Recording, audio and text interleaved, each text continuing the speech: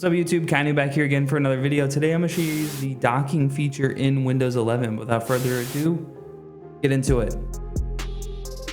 Alright, so here we are on our Windows 11 desktop. All you're going to do is open up anything that you want, and then you're going to go ahead and click the top of it so you can drag it around and have a window open. You can go ahead and just drag it to the top, and that's going to open up a bunch of different docking options that you can use.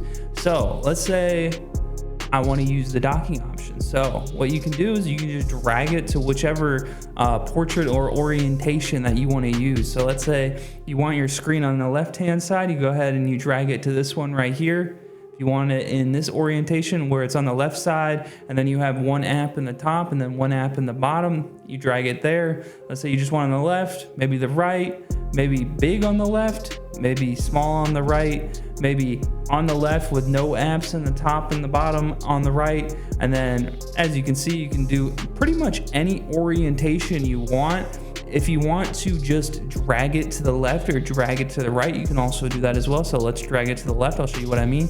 So I dragged it to the left, and then as you can see right there, I have that on the left, and then I have my videos on the right. If I want to drag this to the top, for example, right here, I'm gonna do it. It's kind of finicky sometimes, I'm gonna be honest. So let's say I want to drag this, put it in the bottom right. Now I'll have this on the left and then this on the bottom right. But this is just to show you about Windows 11 docking